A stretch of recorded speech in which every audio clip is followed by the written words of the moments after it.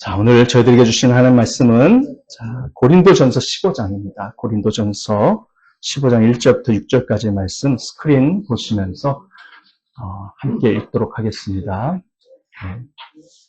세노 형제자매 여러분, 내가 여러분에게 전한 복음을 일깨워 드립니다. 여러분은 그 복음을 전해 받았으며 또한 그 안에 서 있습니다. 내가 여러분에게 복음으로 전해드린 말씀을 헛되이 믿지 않고 그것을 굳게 잡고 있으면 그 복음을 통하여 여러분도 구원을 얻을 것입니다. 나도 전해받은 중요한 것을 여러분에게 전해드렸습니다.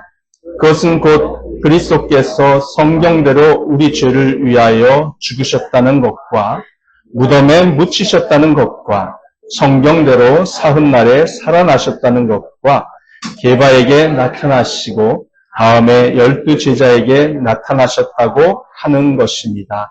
그 후에 그리스도께서는 한 번에 500명이 넘는 형제 자매들에게 나타나셨는데 그 가운데 더러는 세상을 떠났지만 대다수는 지금도 살아 있습니다. 아멘. 네, 오늘 부활의 증거라고 하는 제목으로 말씀 전하도록 하겠습니다. 인류 역사 전반에 걸쳐 사후 생명에 대한 탐구는 사회 곳곳에 스며들어 있습니다. 예를 들어 전 세계의 모든 종교를 살펴보면요, 그곳에서 불멸에 대한 개념을 발견할 수 있어요. 수천 년 전에 고대 바빌론 종교의 찬송가, 고대 아시리아 종교의 찬송가, 그리고 그들의 종교 서사시는 불멸의 미래의 삶에 관한 문제를 다루고 있습니다. 세계에서 가장 오래된 문헌 중에 하나는요, 이집트의 사자의 서, 죽은 자의 책이라고 하는 건데요. 이 책의 상당 부분은 불멸을 중심으로 다루고 있습니다. 고대 이집트 시대의 관 속에 미라와 함께 매장한 사후 세계에 관한 안내서입니다. 고전 화면 보여주세요. 이런 책입니다. 이렇게 생겼어요. 고노카타치데 사자에서. 고대 이집트 시대의 관 속에 미라와 함께 매장한 사후 세계에 관한 안내서입니다. 고왕국 시대인 기원전 2500년경 이집트의 왕은 내세에서도 최고 신이 된다고 믿었기 때문에요, 거대한 피라미드의 입구에서 가까운 방과 여러 벽에 주문과 부적을 새겼는데요, 그것이 바로 사자의 서입니다.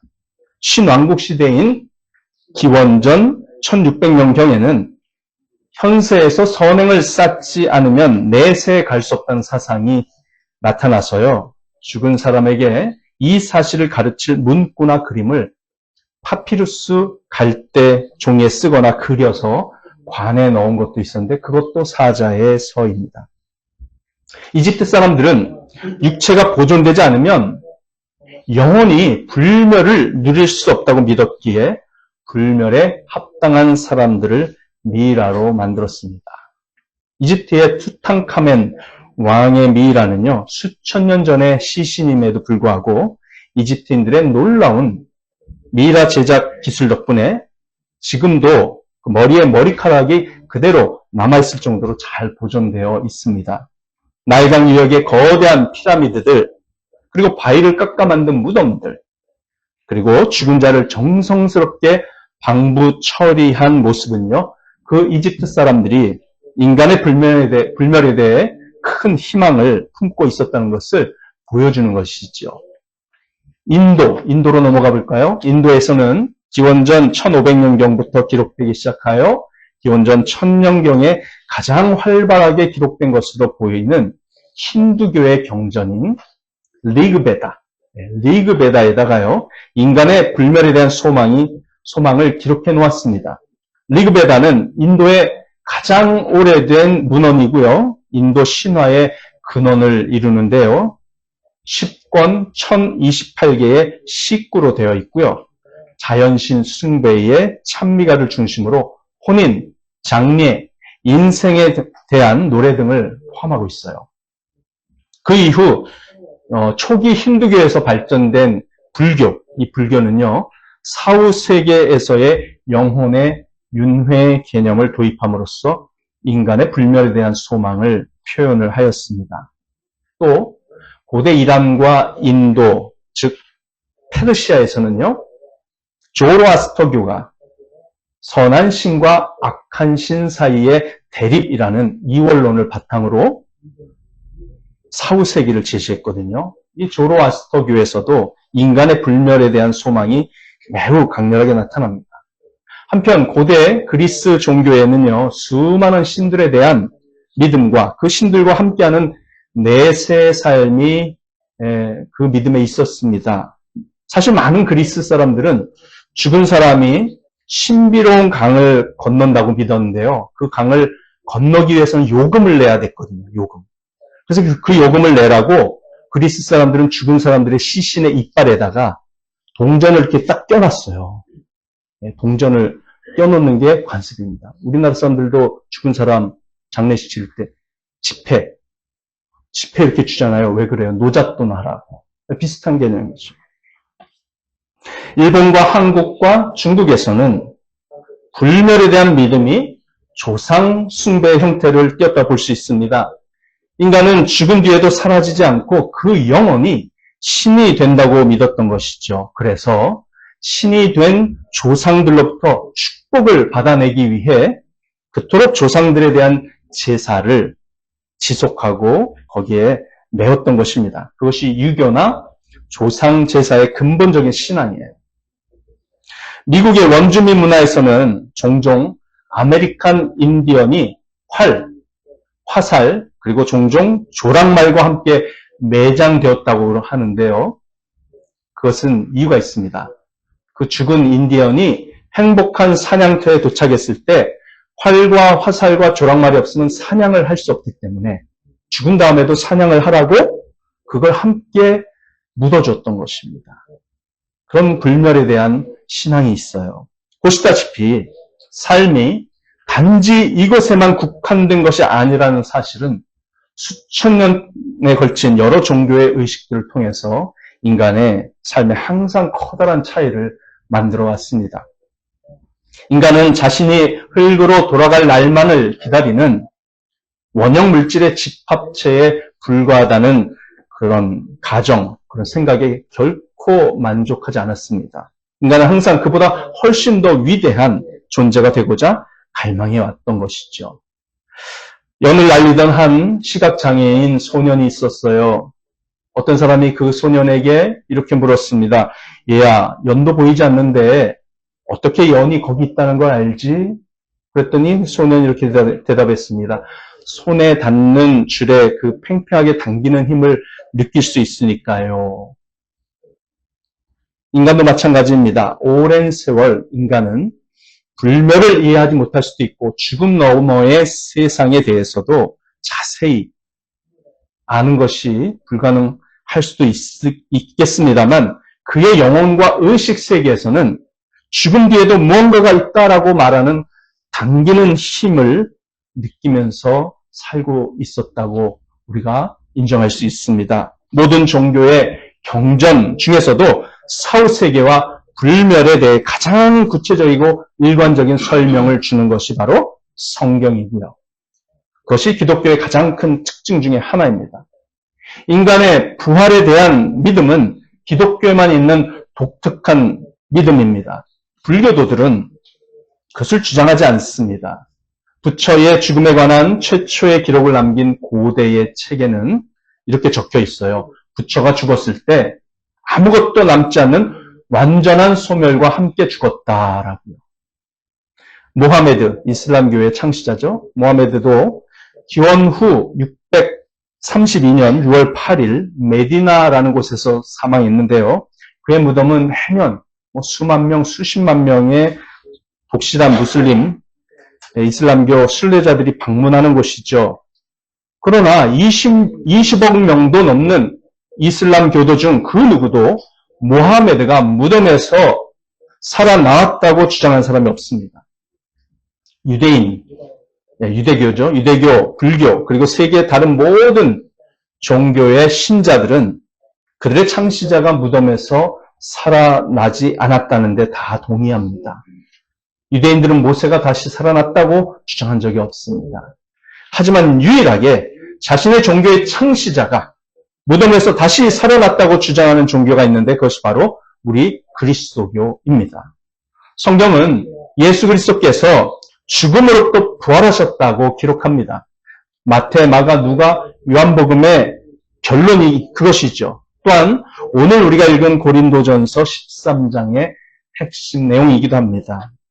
심장이 몸에 생명과도 같은 혈액을 공급하듯이 부활은 복음의 핵심으로서 그리스도교의 다른 모든 진리와 가르침에 생명력을 불어넣습니다. 부활은 기독교의 모든 것의 중심축이에요.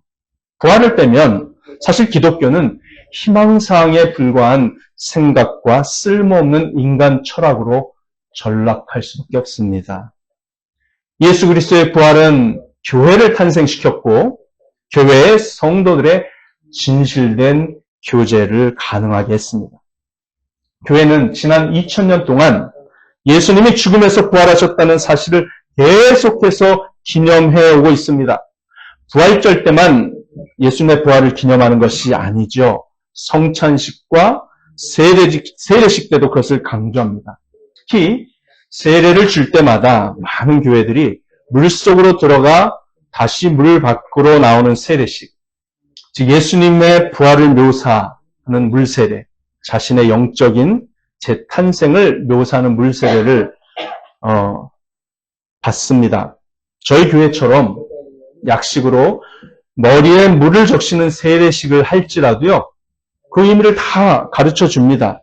그것의 깊은 의미는 물속에 들어갔다가 나오는 것이라는 것을 반드시 설명해요.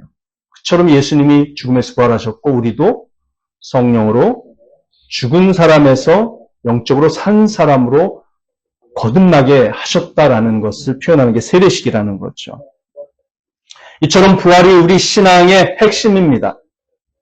예수님이 죽음에서 부활하셨듯이 예수님을 믿은 성도는 성령으로 인해 그 영혼이 다시 태어났다는 것을 우리는 세례로 표현하는 것이에요. 또 언젠가 죽음으로부터 부활하고 그리고 거룩하고 영원히 죽지 않는 몸을 가지고 영원한 생명을 천국에서 누릴 것을 우리는 믿습니다. 그래서 오늘날에도 이렇게 살아 움직이는 교회는요, 그리스도의 교회는 예수님의 부활의 복음을 믿는다는 강력한 증거가 되는 것입니다. 성령으로 거듭나는 체험을 한 것이 바로 예수님의 부활과 자신의 미래의 부활의 증거가 된다는 것을 모든 참된 그리스도인들이 고백하고 있습니다. 자, 이 고린도전서 15장은 별명이 있습니다. 뭐라고 부를까요? 일명 부활장입니다. 부활장. 고린도전서 13장을 우리가 사랑장이라고 부르잖아요. 처음부터 끝까지 사랑에 대한 이야기를.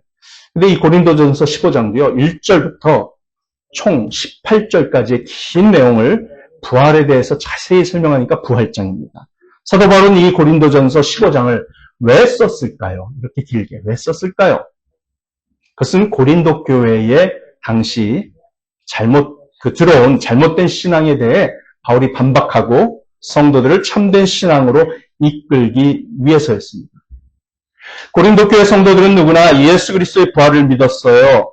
자신들이 성령을 받은 것은 바로 부활하신 예수님의 그 존재의 증거라고 믿었던 것입니다. 하지만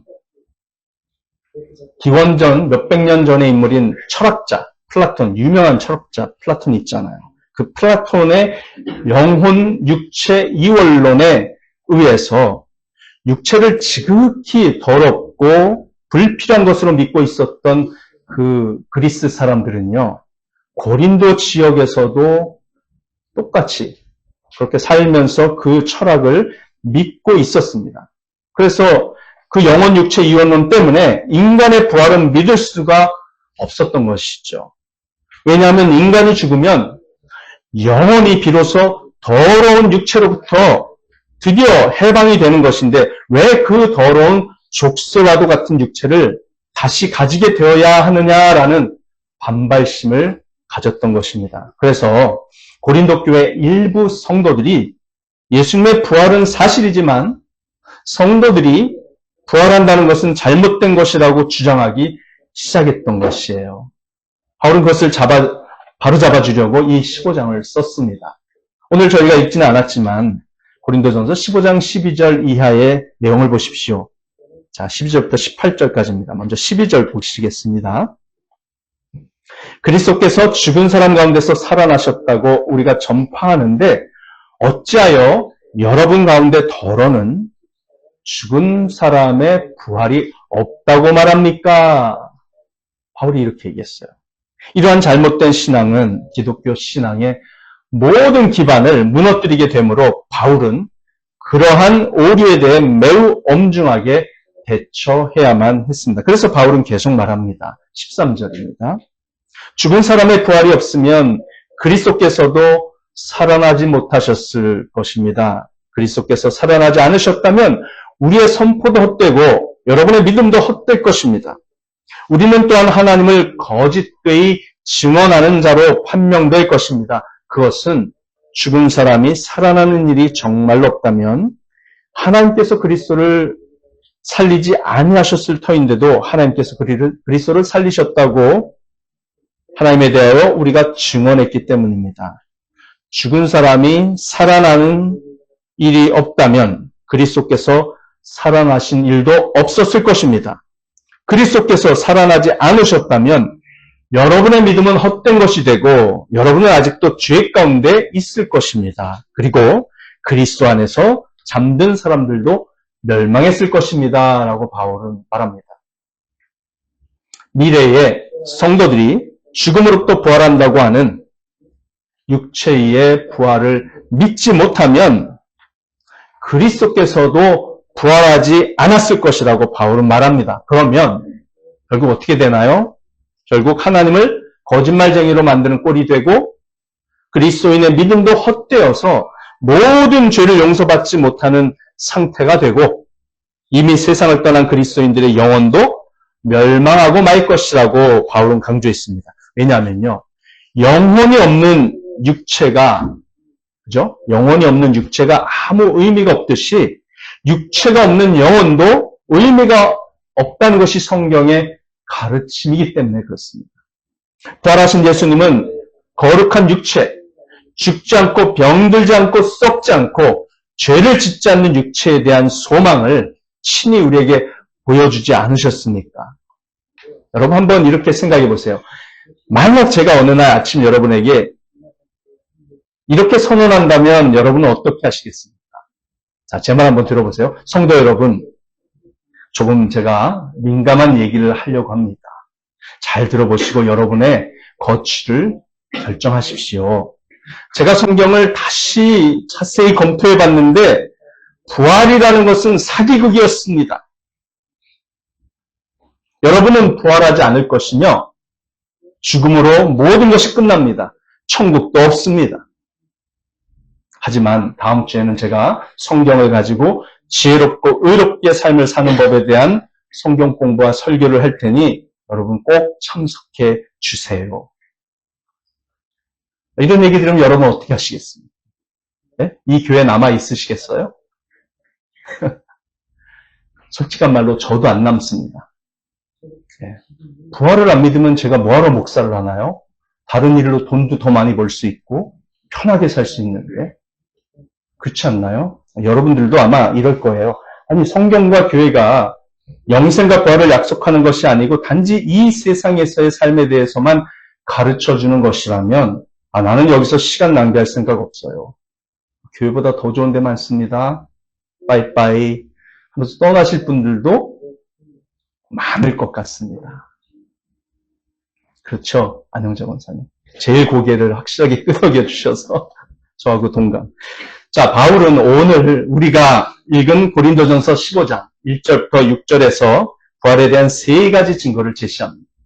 첫째, 바로 교회의 존재입니다. 부활의 증거는 교회의 존재예요. 예수 그리스도의 십자가의 부활의 복음을 믿고 회개하여 죄의 용서를 받고 성령을 받아 자신의 영혼이 거듭나는 체험을 한 고린도 교회의 성도들은 교회를 형성했습니다. 그 교회의 존재가 바로 부활하신 예수님의 증거이고 성도들이 부활할 것이라는 성경의 가르침의 증거이기도 합니다. 둘째로 부활의 두 번째 증거는 구약 성경입니다. 3절, 4절이에요. 나도 전해받은 중요한 것을 여러분에게 전해드렸습니다. 그것은 곧 그리스도께서 성경대로 우리 죄를 위하여 죽으셨다는 것과 무덤에 묻히셨다는 것과 성경대로 사흘날에 살아나셨다는 것과 아멘. 자, 성경대로 사흘날에 살아나셨다는 것이라고 말합니다. 여기서 말하는 성경은 바로 구약 성경입니다. 이때는 신약 성경이 완성이 안 됐었어요. 구약 성경입니다. 우리가 예수님의 부활을 믿어야 할 두 번째 이유는 그것이 구약 성경에 예언되어 있었고 그대로 성취되었기 때문입니다. 셋째로 부활의 세 번째 증거는 바로 목격자들입니다. 부활하신 예수님을 목격한 사람들. 5절, 6절입니다. 게바에게 나타나시고 다음에 12 제자에게 나타나셨다고 하는 것입니다. 그 후에 그리스도께서는 한 번에 500명이 넘는 형제 자매들에게 나타나셨는데 그 가운데 덜어는 세상을 떠났지만 대다수는 지금도 살아있습니다. 아멘. 여러분 게바가 누구죠? 게바. 세 글자. 베드로. 예, 맞습니다. 우리 정희정 성도님 맞죠? 베드로입니다. 게바가 베드로. 예수님은 부활 후에 베드로에게 보이셨고요. 그 다음 12 사도에게 보이셨으며 그 후 한 번에 약 500명의 형제들에게 자신의 부활한 모습을 보이셨는데요. 그들 중에 대다수는 바울이 지금 고린도전서를 쓰고 있는 이 당시까지도 살아있었고 어떤 이들은 죽었다고 바울은 말합니다. 보세요. 부활에 대해 증언할 사람들이 많이 있었습니다. 그 500명도 넘는 사람들이 집단 환각을 겪었을 가능성은 제로입니다. 왜냐하면 각기 부활하신 예수님을 본 장소와 시간이 다르기 때문이에요. 저는 오늘 성경이 제시하는 예수님의 부활의 증거 첫 번째만 다루려고 합니다. 둘째, 셋째 증거는 다음 주에 계속 이어서 공부할 것이고요. 6월 말까지는 이 고린도전서 15장의 부활의 가르침에 대해 깊이 다루려고 해요. 그렇게 하면 우리는 예수님의 부활은 물론이고요. 우리가 장차 어떤 부활을 하게 될 것인지를 정확하고 자세하게 알게 될 것입니다. 우리 그리스도인들은 부활을 중심으로 모입니다. 이것이 우리 믿음의 핵심입니다. 부활을 믿지 않고는 그리스도인이 될 수 없다고 성경은 말합니다. 로마서 10장 9절, 10절에 이렇게 기록되어 있습니다. 당신이 만일 예수는 주님이라고 입으로 고백하고 하나님께서 그를 죽은 사람들 가운데서 살리신 것을 마음으로 믿으면 구원을 얻을 것입니다. 사람은 마음으로 믿어서 의에 이르고 입으로 고백해서 구원에 이르게 됩니다. 라고 말합니다.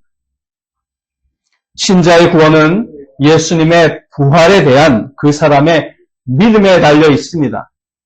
이제 고린도전서 15장 1절, 2절을 살펴보겠습니다. 다시 한번 읽습니다. 형제자매 여러분, 내가 여러분에게 전한 복음을 일깨워 드립니다. 여러분은 그 복음을 전해받았으며 또한 그 안에 서 있습니다.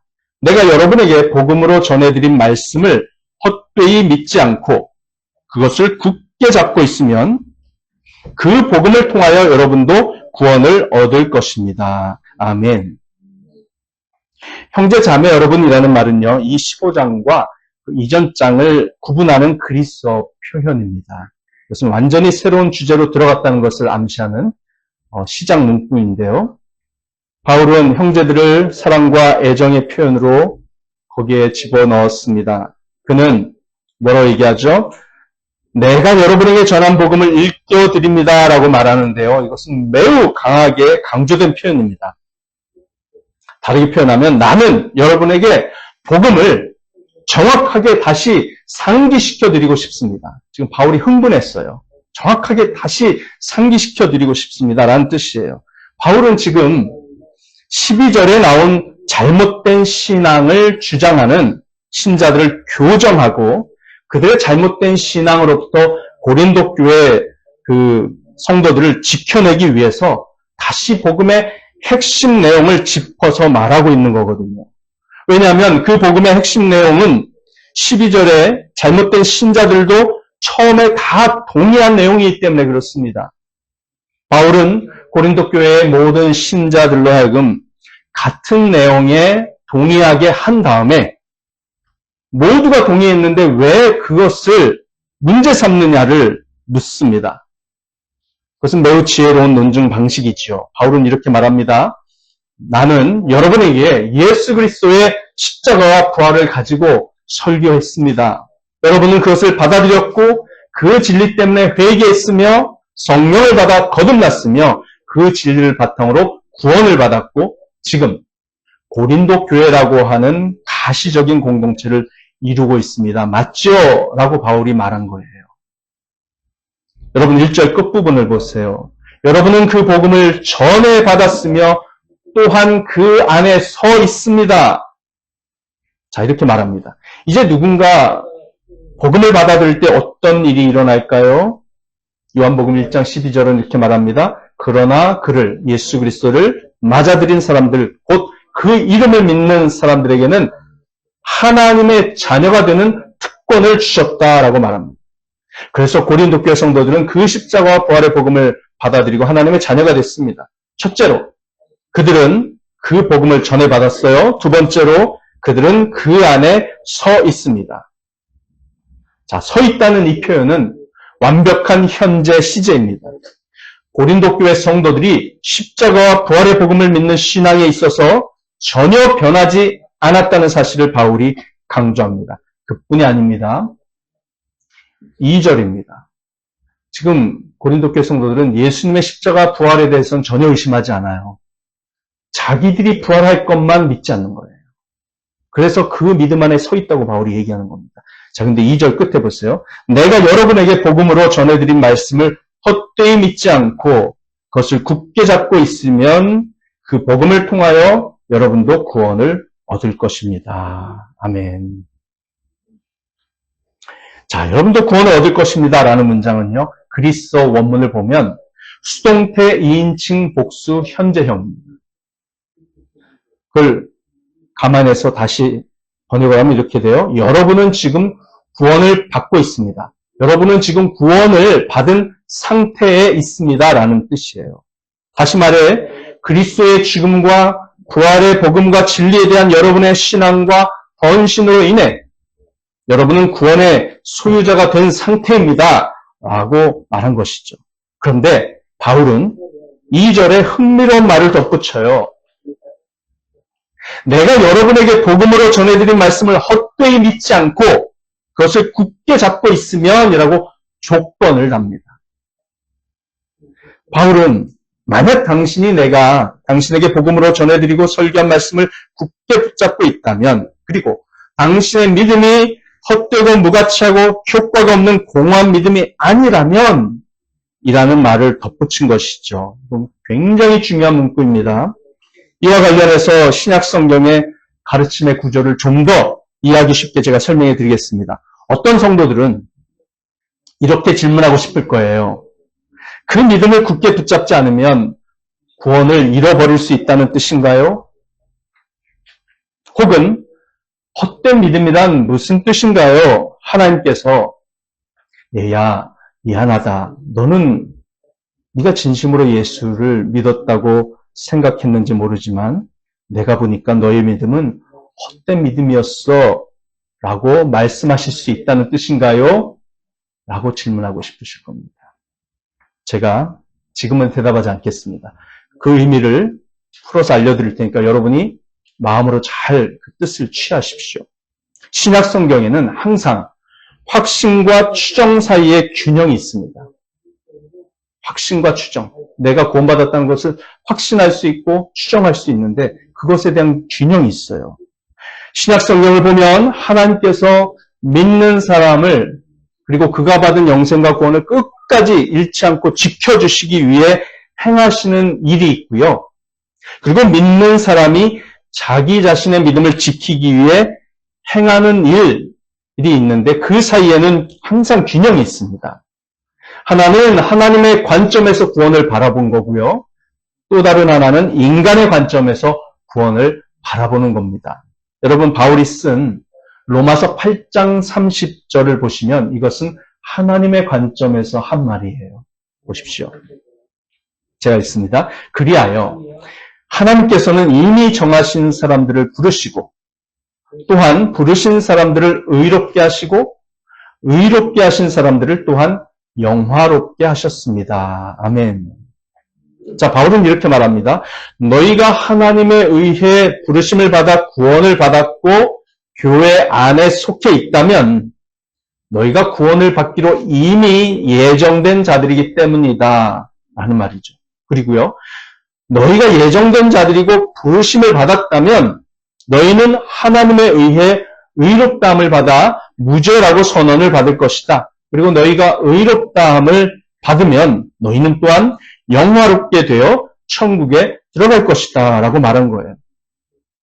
바울은 그리스도인의 구원의 확실함과 안정과 보증을 믿습니다. 하나님의 관점에서 봤을 때요.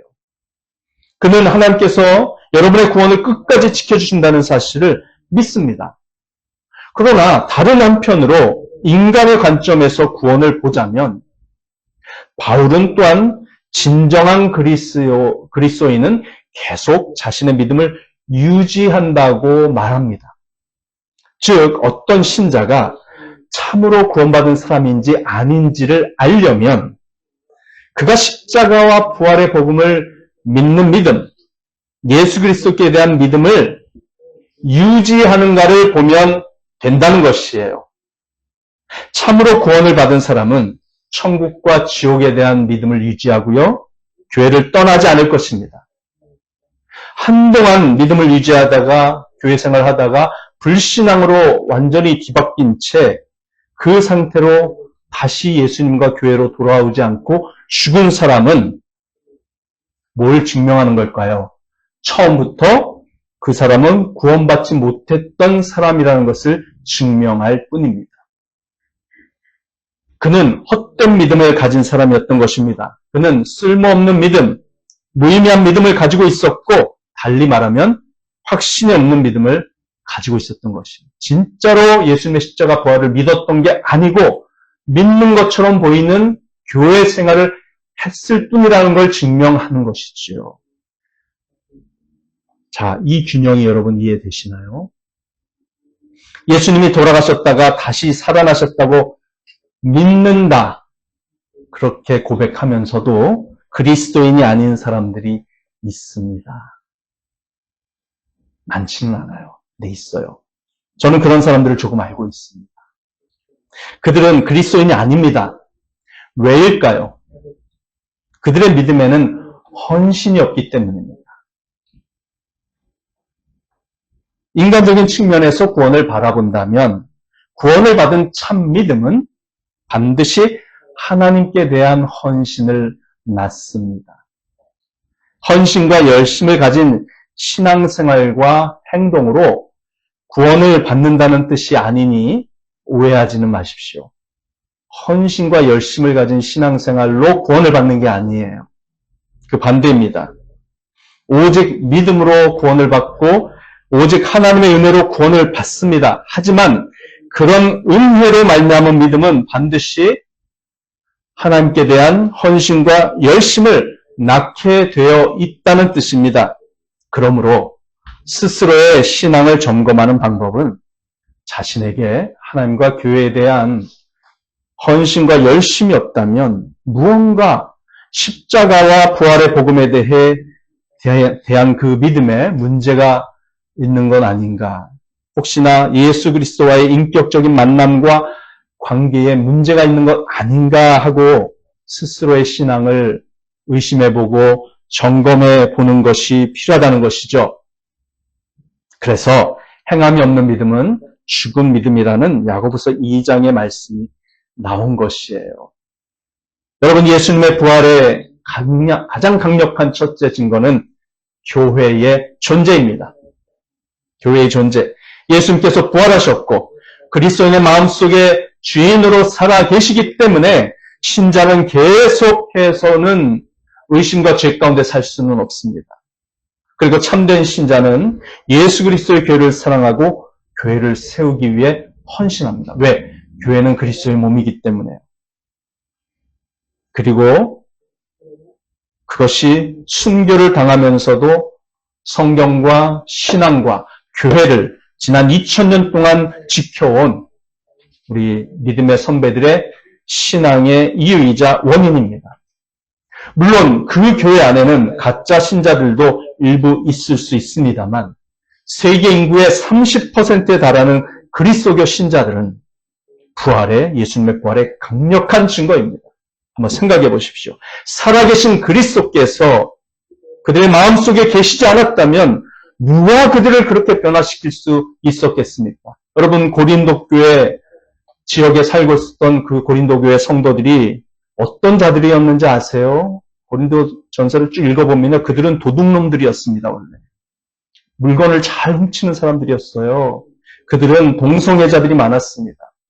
음행하는 자들이었습니다. 심지어 자기 아빠의 아내와도 성관계를 맺는 사람들을 교회 안에서 막 허락하고 그런 식으로 굉장히 문란한 삶을 살던 사람들이었어요. 그들은 거짓말쟁이였습니다. 자주 술 취하는 자들이었고요. 싸우는 자들이었습니다. 그런데 그런 사람들이 변화되어서 거룩한 삶을 살게 되었다? 예수 그리스도, 부활하신 예수님이 오셔서 그들의 마음에 계시지 않았다면 그런 일이 어떻게 생겨날 수 있겠습니까? 고린도 교회 성도들 한 사람 한 사람의 변화된 삶이 바로 부활하신 예수님이 그들 안에 살아계시다는 증거였습니다. 여러분, 초등학교 때 저의 삶을 아는 친구들은요, 제가 목사 된 걸 믿을 수 없습니다. 예, 제 과거의 삶을 아니까요. 누가 저를 이렇게 바꿨을까요?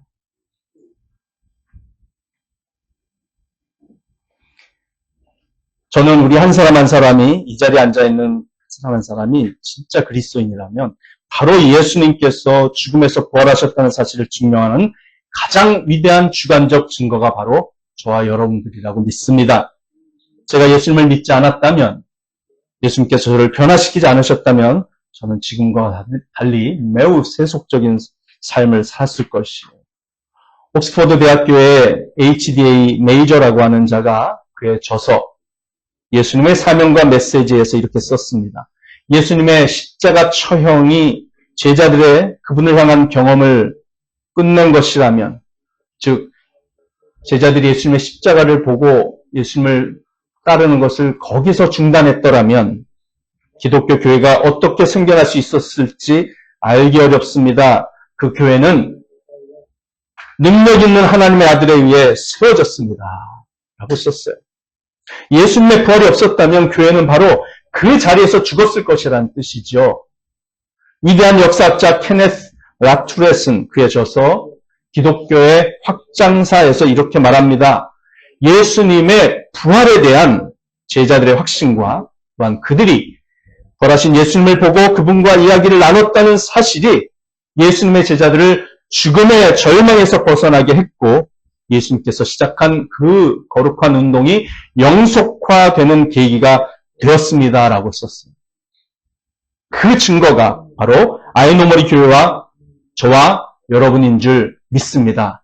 또한 그런 증거가 되도록 하기 위해 우리 주님께 자신의 영혼의 구원을 위해 간절히 기도하십시오. 계속 기도하면 주님은 반드시 들어응답해 주십니다. 성령을 보내주시고 거듭나게 하시고 거룩한 하나님의 백성이 되게 하시는 것을 여러분 믿고 기대하시기 바랍니다. 주님은 살아계세요. 자신을 찾는 자를 결코 내치지 않으십니다. 주님께 나오십시오. 기도하시겠습니다. 오늘 교회가 바로 부활하신 예수님에 대한 강력한 증거라는 것, 그럼 믿을 수 있습니까? 이 자리에 계신 분들은 어쩌면 카시와에서 과거에 저렇게 살던 사람이 아닌데 지금은 정말 바뀌었구나. 예수님을 믿고 교회 다니더니 정말 바뀌었구나. 라는 평가를 듣는 분들도 계시다고 제가 알고 있습니다. 누가 그분을 그렇게 바꿨을까요? 살아계신 주님, 성령님이 아니라면, 거룩한 성령의 감동으로 기록된 이 성경 말씀이 아니라면 그런 일은 일어날 수 없습니다. 자신의 결심과 각오로는 그리 오래가지 못합니다. 인간은 왜 작심삼일이라는 말이 나왔겠어요? 인간의 힘으로 되는 게 아닙니다. 주님의 은혜가 있습니다. 그 은혜에 대해서 감사하고 찬양하는 기도 드리고, 또한 우리가 정말 부활하신 예수님을 경험한 자로서 확실한 증거가 될 수 있기 위해 더 나의 삶을 주님 변화시켜 주시옵소서.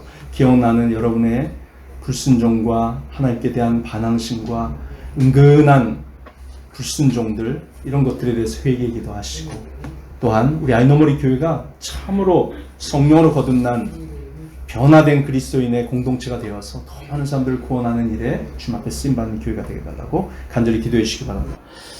하나님 감사합니다. 주님의 놀라우신 은혜와 사랑에 감사하여 드리는 귀한 헌금을 주님께서 향기로운 제물로 받아주시고, 사랑하는 주의 자녀, 주의 가족, 주의 백성들, 주님의 사랑하는 믿음의 가족들 머리 위에 은혜를 더하시고 건강을 주시고 형통함을 주시고, 고난 가운데서도 힘있게 일어설 수 있는 강한 믿음과 위로와 소망을 더하여 주시옵소서. 지금도 우리 주 예수 그리스도의 은혜와 하나님 아버지의 사랑과 성령의 교제가 영원토록 함께 있을지어다. 아멘.